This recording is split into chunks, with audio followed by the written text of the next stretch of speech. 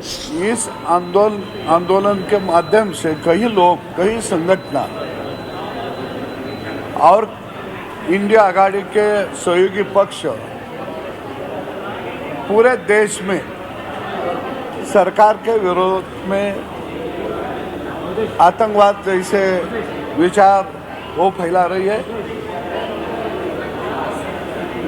जो विद्यार्थी है उनका जो बातें उसके साथ हम है, पर विद्यार्थियों के प्रश्नों के माध्यम से वही लोग जो राजनीति कर रहे हैं उसका मैं विरोध करता हूँ।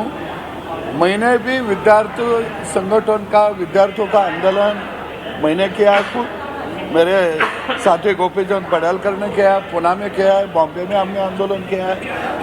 अभी नीट के बारे में आंदोलन चल रहा है का मोदी सरकार हटाने के लिए आंदोलन चल रहा है? अभी मेरे समझ में नहीं आ रहा कि आंदोलन किस मुद्दे से चल रहा है। यानी मुझे लग रहा है कि ये आंदोलन दिशाहीन हो गया है।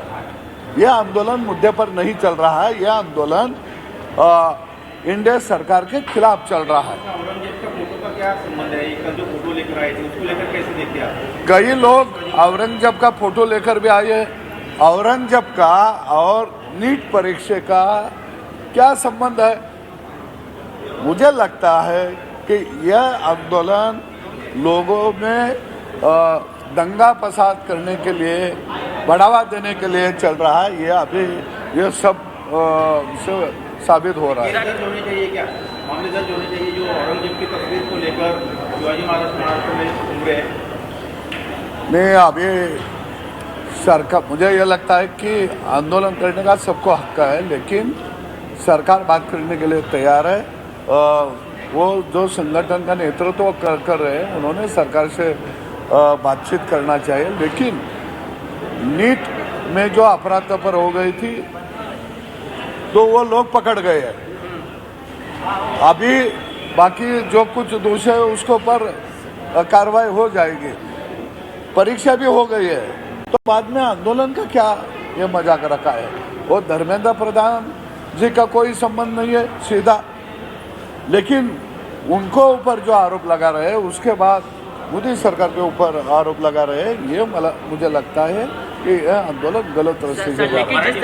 लेकिन जिस तरीके से पुलिस वालों पर हमला किया गया, आंदोलनकारी नेपाल और बांग्लादेश जैसी स्थिति और श्रीलंका जैसी स्थिति बनाना चाहते थे क्या भारत में? अब यह है कि आंदोलन के लोगों ने हमला किया है पुलिस कर्मचारियों का दूसरा बाह्य शक्ति कोई आंदोलन में घुस गए थे, उसका तपास सरकार करेगी। लेकिन मुझे लगता है कि आंदोलन मुद्दे पर होना चाहिए। मराठीमध्ये तुम्ही जे सकाळी विधान केलं, आतंकवादी अशी उपमा तुम्ही आंदोलन करत्यांना दिली आहे असा एकूणच आरोप होता।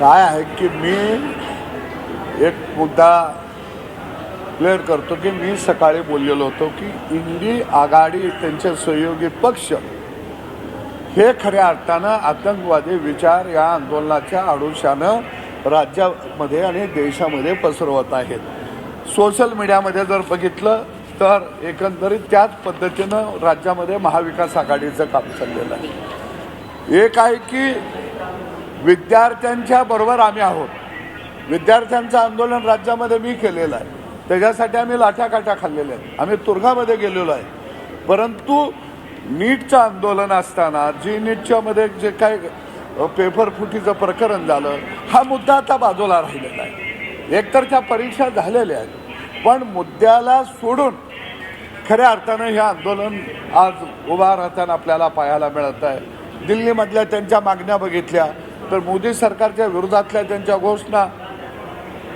सरकार हटावची त्यांची भूमिका, हे सगळं बघितल्यानंतर नीटच्या परीक्षेचा आणि या सगळ्या एकंदरीत चाललेल्या जे काही आंदोलनाच्या जे प्रकार आहेत त्याचा काही संबंध आहे? काही संबंध नाही। आणि म्हणून मला वाटतं की मी आज या मतावर ठाम आहे की काही विद्यार्थी प्रामाणिकपणाला लढा देत आहेत, परंतु भाजप प्रणित विरोधी जी आघाडी आहे, काँग्रेस समर्पित, ही आघाडी या देशाला अस्थिर करण्यासाठी आतंकवादी विचार, या देशातल्या वेगवेगळ्या माध्यमातून पसरवत आहेत. तुम्ही आंदोलकांच्या बाबत आतंकवादी हा शब्द वापरला होता असा आरोप सातत्यानं होतो. सकाळी सुद्धा तुम्ही आंदोलकांना दहशतवादी आतंकवादी म्हणाला. अशा प्रकारचा विधान एक मी स्पष्ट करतो की मी आंदोलन करणाऱ्यांना दहशतवादी आतंकवादी म्हणत नाही आहे.